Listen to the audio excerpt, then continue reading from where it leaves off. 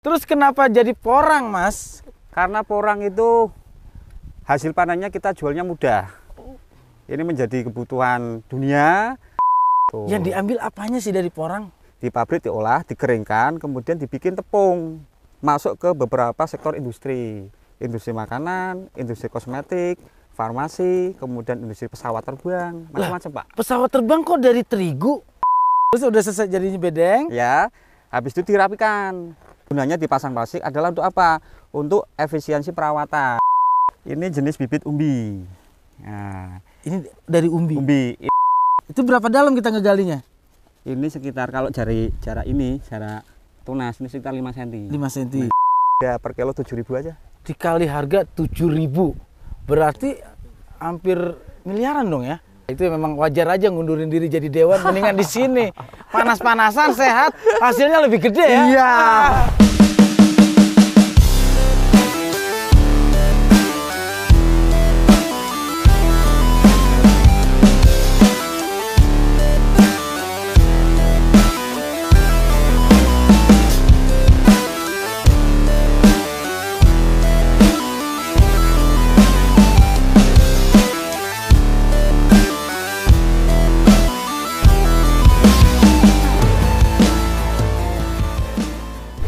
Assalamualaikum warahmatullahi wabarakatuh. Abang-abangan gue, adik-adian gue, ketemu lagi bersama gue, Narji si Juragan Lahan. Nah, kali ini saya masih berada di Pekalongan dan tepatnya sekarang saya ini sudah ada di daerah Wonorejo. Nah, sekarang tuh lagi viral banget, porang, dan porang. Apa sih porang itu? Tumbuhan seperti apa? Produksinya bagaimana? Hasil produksinya akan jadi apa?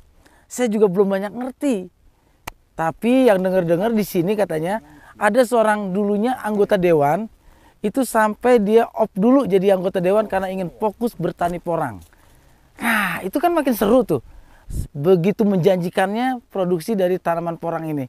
Langsung aja kita akan bertemu dengan Kang Maman. Kang Maman ini adalah penggiat tumbuhan porang yang ada di Pekalongan. Oke, nah ini abang-abangan gue, adik-adian gue, sedikit pengetahuan, porang ini dalam bahasa latinnya itu Amarpalius muelleri Bloom. Nah, itu pertama kali masuk Indonesia kalau tidak salah dibawa oleh orang Jepang.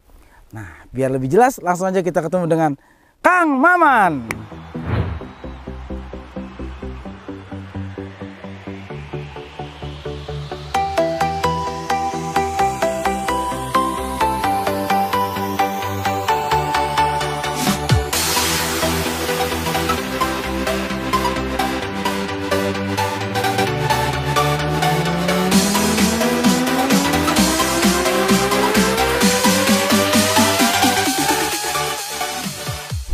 Assalamualaikum. Salam. Waduh, Ya, Pak. luas banget ini, dari jauh saya pikir kolam renang. Oh, nggak tahu ini nama tempatnya apa nih? Kalau Belum seberapa ya?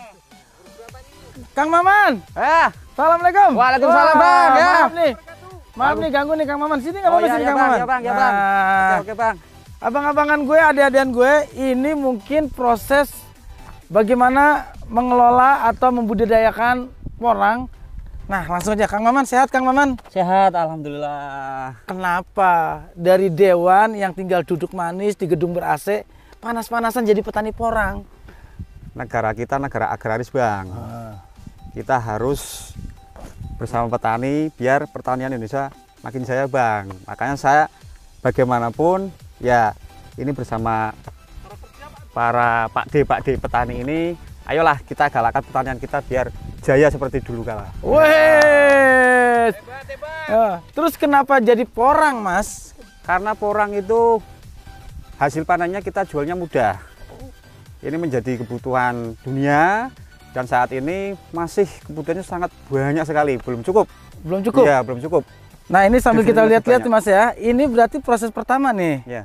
Ini berarti proses pertama. Ini gimana caranya Mas sampai mengolah tanah dari tanah seperti apa sampai jadi begini, Mas? Ini tadinya kan lahan tidur. Lahan tidur, kemudian itu nggak dibangunin waktu tidur? Ini tanah tadinya keras. keras, kemudian kita traktor, kita gemburkan pakai traktor, dan kita bedeng. Ini kan namanya bedeng ini ya. Oh, ini namanya bedeng. Lah ini bedeng kita pakai traktor. Kalau di daerah saya Betawi bilangnya larikan. Ini. Larikan, ya sama saja. Sama saja ya.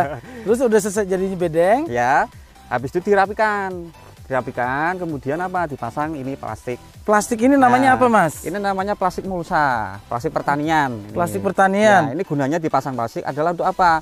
Untuk efisiensi perawatan. Karena salah satu pengganggu pertumbuhan porang itu adalah gulma. Nah, untuk mengendalikan gulma, ini salah satu caranya adalah pakai sistem mulsa.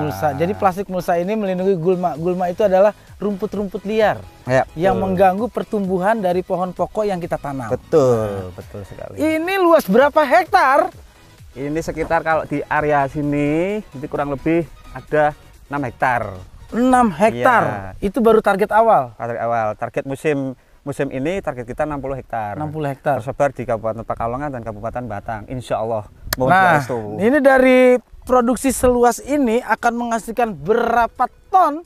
1 hektar kira-kira 50 ton kali 60, Pak. 3.000-an sekitarnya, Pak. 3.000 ton. 3.000 ton. Itu kalau dikalkulasi dengan hasil produksi berapa berarti? Ya tinggal kali harga per kilo 7.000 aja. Dikali harga 7.000. Berarti hampir miliaran dong ya. Sekali panen ya. Betul. Itu memang wajar aja ngundurin diri jadi dewan, mendingan di sini. Panas-panasan sehat, hasilnya lebih gede ya. Iya. Dan itu berarti menghidupi petani. Betul. Hebat banget. Petani itu kan artinya penyangga tatanan Indonesia. Iya, penjaga tanah air. Iya, benar. Lo nggak bisa gemuk begini kalau nggak ada petani. Betul. Ini setelah lahan seperti ini akan dipasang plastik mulsa. Betul. Nah, sambil ngobrol-ngobrol, Kang Maman, ya. Saya tuh belum tahu sejarah porang di Indonesia kenapa baru-baru sekarang sih? Sebenarnya porang itu sudah lama, Pak. Sudah lama. Cuman akhir-akhir ini booming karena apa? Permintaan dari dunia itu meningkat. Ya, porang itu kan menjadi komoditas ekspor. Dan sekarang ini melalui program pemerintah Pak Presiden Jokowi itu juga sedang gencar-gencarnya ini untuk apa? Masyarakat budidaya porang seperti itu. Yang diambil apanya sih dari porang? Porang itu panen kan berupa umbi, Pak. Umbi. Lah, umbi itu nanti dikirim ke pabrik. Di pabrik diolah, dikeringkan, kemudian dibikin tepung. Dari tepung itulah menjadi bahan baku untuk masuk ke beberapa sektor industri. Industri makanan, industri kosmetik, farmasi, kemudian industri pesawat terbang, macam-macam, Pak. Pesawat terbang kok dari terigu? Ini apa nggak empuk? Porang itu terkenal namanya zat glukomanan namanya, Pak. Glukomanan, gulanya itu ya? Glukomanan itu zat serat, Pak. Serat tinggi. Jadi di komponen pesawat terbang itu kan butuh yang namanya untuk penyatuan komponen itulah glukomanan, Pak. Fungsinya sebagai lem juga kali ya, betul. Glukomanan itu ya. Nah, sekarang gini, yang pertama kali bawa ke Indonesia itu emang asli Indonesia atau dari luar sih pohon ini? Porang itu tumbuhan asli Indonesia. Kemudian dulu sekitar tahun 1948 itu yang pertama memperkenalkan porang adalah ini, Pak, tentara dari Jepang gitu. Tentara Jepang. Padahal asli Indonesia tapi dia yang kenalin. Iya, karena Indonesia tumbuh tapi nggak kenal ya. Karena di sana di Jepang, kemudian di Tiongkok ini menjadi makanan pokok, Pak, porang itu, Pak. Makanan pokok. Iya. Mereka nggak makan nasi ya? Makan nasi, ya. Cuman kalau beras dari porang itu katanya lebih sehat. Mungkin kandungan gulanya lebih rendah ya. Iya, seperti Pak Narji mau diet itu makan beras dari porang itu, nasi dari porang itu. Ya nanti kalau panen saya kesini. Oke, Mas. Siap. 2 tahun. Oke, sekarang gini, kita akan lihat bagaimana proses menanamnya. Setelah kita proses ini namanya kita menggeburkan tanah. Kemudian ditutup dengan plastik mulsa. Ini untuk menghindari gulma. Nah, itu kenapa dibolong-bolong? Nah, ini udah rapet dibolong-bolongin. Itu proses mau ditanam, Pak. Mulsa ini kan mau tanamnya kemana? Ini kan harus dilubangin dulu. Iya. Ya, yang sudah berlubang itu, Pak. Oke, abang-abangan gue, adik-adikan gue. Ini kita akan melihat mulsa yang sudah dilubangi. Ini berapa kali berapa sih? Dari sini ke sini berapa meter, Mas? Ini ukuran 30, Pak. 30. Ya, satu baris isi 3 ini. Bisa diisi 2 bisa. Kalau diisi 2 cuman ini, Pak, sayang kan, Pak. Banyak yang ini kebuang. Tapi itu mengganggu pertumbuhan nggak? Tidak, enggak. Ini kan satu satu lubang ini bisa Pak, diameter bisa sampai ke 5 kilo Pak ini Pak. Satu pohon bisa menghasilkan 5 kilo bisa. Oke, sekarang ada contoh bibitnya nggak? Oh ya, bibitnya tolong Pak, bibitnya Pak. Wah, ini dia. Ini, Pak. Bang-bangan gue, adik-adikan gue ini bibit Sama porang. Iya, sama kakak Pak. Nah, ini jenis bibit umbi. Nah, ini dari umbi. umbi, ini sekitar umbi ukuran 5 on atau setengah kilo. Setengah kilo. Ini kalau ditanam satu musim bisa menghasilkan 5 kilo Pak sekitarnya Pak. Berarti berapa kali lipat Wah, itu ukurannya? minimal 10 kali lipat. 10 kali lipat. Minimal. Dan nanti itu begitu panen ini lebih cepat ya? Iya. Terusnya cara menanam ini tinggal gini doang. Ya, nih? nih. Nah, kita lihat ya abang-abangan gue, adik-adikan gue ya. Ya. Nah, Ini, Pak. Pertama kita ambil dulu nih Pak. ambil tanahnya. Ya. Ini udah termasuk ada pupuknya nggak nih? Sudah. Pupuknya apa aja sih? Pupuknya pakai pupuk organik Pak. Organik. Organik dari kotoran hewan. Kambing. Kambing bisa, sapi bisa, ayam bisa, dan itu harus difermentasi dulu. Fermentasinya itu berapa lama dan menggunakan apa? Kira-kira 1 bulan. Pakainya obat M21 bisa, terus M4 bisa. Itu sumber pupuknya dari mana, Mas? Dari kandang Pak. Dari kandang. Nah, kotoran-kotoran hewan. Jadi porang ini semacam jadi ekosistem kayak gini Pak. Tadi sebenarnya ini kan liar tumbuhnya ya. Betul. Ini kan porang kalau nggak salah itu, maaf nih ya, takutnya salah. Itu badur bukan sih? Badur itu istilah Jawa Pak. Nah, badur itu ada badur kuning, ada badur putih gitu ya. Kalau porang ini jadinya badur kuning, kalau badur putih namanya iles-iles bahasa nasionalnya. Berarti ada berapa jenis tuh? 4 porang. 4 porang, kemudian. Jadi sebentar Mas Maman, abang-abangan gue, porang itu kita jangan sampai tertukar ya. Ya. Ternyata ada 4 jenis. Ya. Yang pertama itu satu keluarga itu apa aja? 1 porang. Porang seperti ini. Ya, kemudian iles-iles. Iles-iles. Kemudian suwek. Suwek. Kemudian walur. Walur. Nah, yang punya manfaat ekonomi tinggi itu porang Pak. Porang. Jangan sampai ketipu karena hampir mirip umbinya Pak. Pohonnya pun hampir sama. Gitu ya. Iya. Tapi dari kandungannya yang beda ya. Kandungannya Kalau beda. petani udah hafal ya, ini porang, Ya, ini suwek, ya. ini iles-iles. Ya. Nah, itu berapa dalam kita ngegalinya? Ini sekitar kalau jarak tunas ini sekitar 5 cm. 5 cm. 5 cm. Nah, Tapi nanti kalau petani sih nggak pakai tangan ya. enggak, pakai alat. Pakai alat. Ada alatnya. Ini manual karena ini tangannya itu mengandung. Nah, ini contoh menanam menggunakan umbinya. Jadi kalau petani porang itu jangan tanggung-tanggung ya, nggak bisa 100-200 meter ya. Iya Pak. Harus hektaran ya, karena ini namanya pertanian massal jenisnya. Betul. Iya, aduh. Karena kebutuhannya juga banyak. Ini tinggal diuruk Pak. Diuruk. Diuruk, gitu. Perlu penyiraman nggak setelah ini? Enggak usah. Ternyata porang itu nggak perlu disiram. Ya. Itu Ya. berarti nunggu hujan alami ya? Hujan alami. Ya. Udah menyimak ya abang-abangan gue, adik-adikan gue tadi tuh cara menanam dengan umbi. Ya. Yang cara kedua dengan cara Dari biji katak. biji Nah, katak. ini katak namanya. Emang bentuknya kayak kodok ya. Nah, ini tumbuhnya dari mananya? Ini tumbuhnya dari atas daun ini Pak. Jadi di pangkal daun ini nanti muncul namanya bubil atau katak. Nih, satu tanaman itu bisa menghasilkan minimal 3 biji katak, 3 butir katak. Dan itu bisa untuk bibit musim berikutnya. Jadi asiknya bertani porang itu beli bibit cuma sekali. Ya. Kataknya bisa ditanam, Bisa tanam, umbinya bisa kita jual. ya. Itu tapi prosesnya lebih lama mana dengan menggunakan menanam dengan katak atau Ya. dengan umbi? Sama saja Pak. Sama saja. Sama saja. Ini besarnya juga nanti ini akan bakal jadi umbi kan? Iya, ini otomatis kalau katak ini sudah tumbuh menjadi ini daun, dia statusnya berubah menjadi umbi seperti itu. Dan ini jadi panen lagi. Ya, untuk ukuran segini satu musim itu bisa menghasilkan minimal 1 kilo. 1 kilo.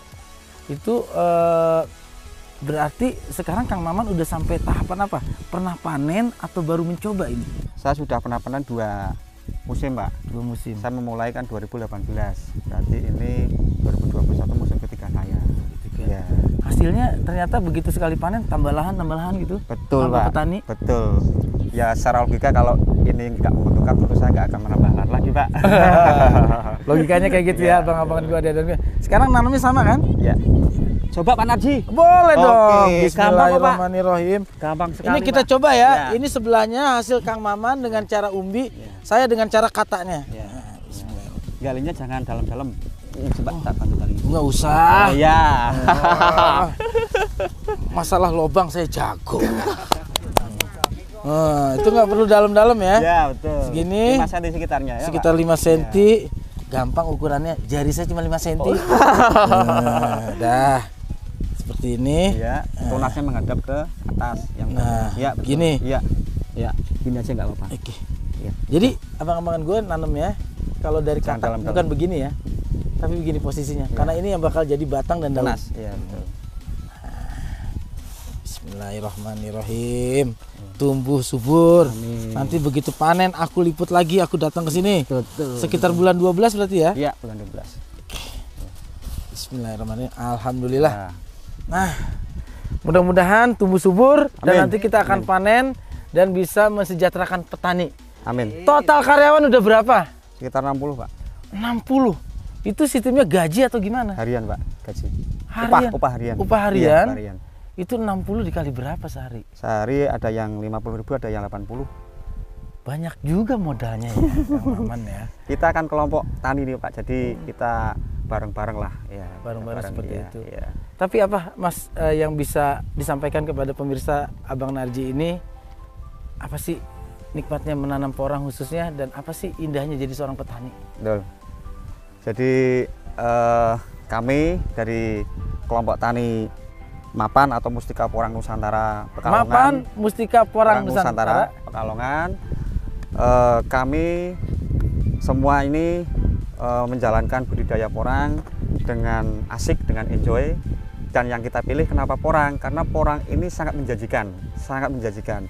Hasil panennya kita tidak sulit untuk menjual karena pabrik itu banyak dan kemudian ini juga didukung oleh pemerintah seperti itu, seperti yang telah dipesankan oleh Bapak Presiden Jokowi. Oke. Sebelum kita tutup di episode kali ini, saya mau tanya nih, keuntungan berapa persen yang kita raih dari modal produksi sampai dengan menghasilkan nilai jualnya, Mas? Minimal 100%. Minimal 100%. Berarti kalau kita cek saldonya mungkin ya ATM juga udah nggak sanggup kali ya. Karena lahannya hektaran begini, nolnya udah berecetan keluar tuh.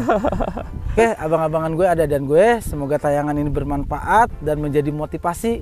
Negara kita adalah negara agraris. Ya. Dimanapun kita menanam, di situ insya Allah akan tumbuh. Ya. Jangan malas jadi petani, karena jadi petani itu selain kita produksi, kita juga menjadi orang yang sehat. Amin. Oke, hidup petani Indonesia. Hidup. Jangan lupa subscribe, like, share, and comment channel YouTube Abang Narji.